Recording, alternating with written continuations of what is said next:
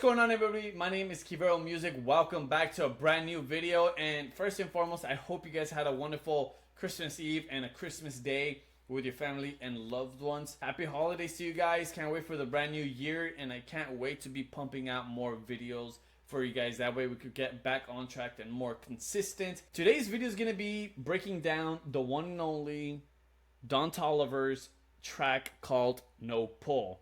So let's get right into it. So before we get into the video, we're basically just gonna be not like going into in-depth detail on how the sounds were made or how this was made or anything like that. We're just gonna be breaking down, the chords, what kind of sounds they use, the 808 pattern, all this stuff. Just basically giving you an idea of what kind of went into creating this, track, right? I didn't really use any stock plugins this time. I wanted it to sound really close to the original, you know what I'm saying?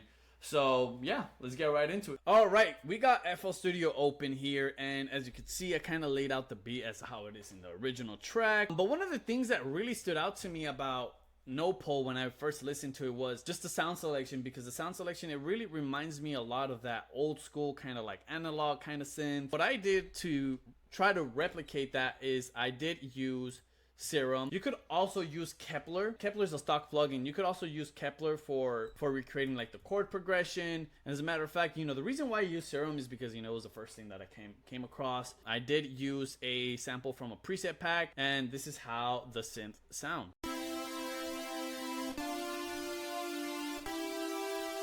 So as you heard, it kind of imitates that kind of analog. Obviously it's not going to sound as good as an analog because this is way more digital, but the closest that's going to be to that kind of analog synth is going to be a stock plugin called Kepler. And Kepler, it's you're better off using Kepler because that's meant to imitate those retro analog kind of synth. This is the Kepler version of it, and the preset that you're going to want to use is going to be called J106 PWM Brass, and you're also going to want to up the frequency all the way up, so that way the chords don't sound like you've just kind of filtered them off. You want to bring that up, and this is how the chords sound. And to me, this sounds way better than the Serum one because again, this does aim towards that retro analog synth feel, and this is how this sounds.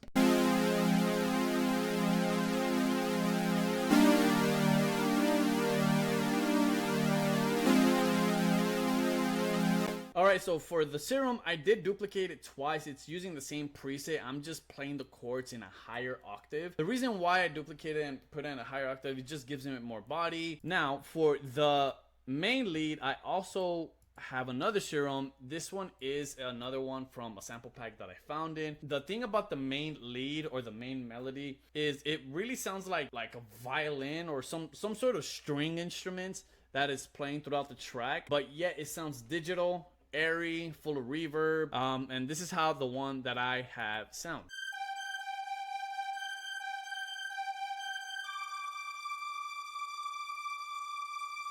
This is actually probably the closest sound I was able to find. That is, if not maybe as the closest that I've heard, compared to the original, right? I also did add a 3x oscillator, just some white noise. The reason why I did that, and it also follows the melody. The reason why I did that is because again, it's all about just filling in all those empty gaps, and just I'm trying to go for that retro analog feel. So now for the drums. The drums is nothing too crazy. You got your two-step hi-hat, you got your cowbell, you got your clap, you also got your 808s, and this is how they sound all together.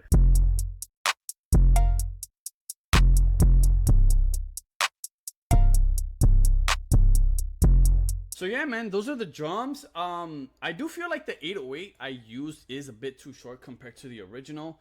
The original does have like a longer lasting 808, or like a longer duration or a longer tail type of 808. But I mean, this gets the job done. But all in all, it's a simple beat, and that's the beauty about this beat is that it's a crazy good big kind of beat, but yet it's simple. You know what I'm saying? And that's one of the things I want to point out to producers is just don't overdo it. If you overdo it, it's just gonna sound like a whole lot of like blah, it's gonna be hard to follow along with the beat, and just keep it simple. You could create something big out of just doing so little. But yeah, that's literally it. I'm gonna be playing the whole beat for you guys, but before I do that, I just want to thank you guys so much for watching. Please leave a like, comment, subscribe, And I do want to apologize to you guys for not, being active on YouTube lately. And, we're going into 2026. We're going to begin pumping out more videos.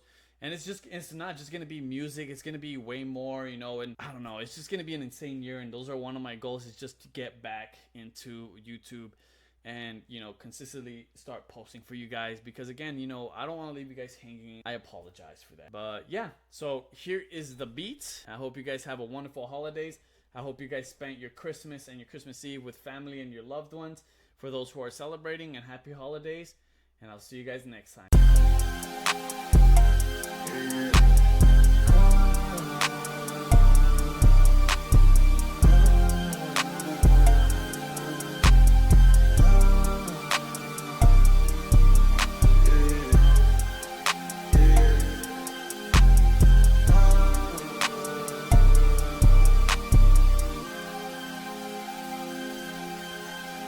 She don't wanna strip no more, don't wanna hit that pole.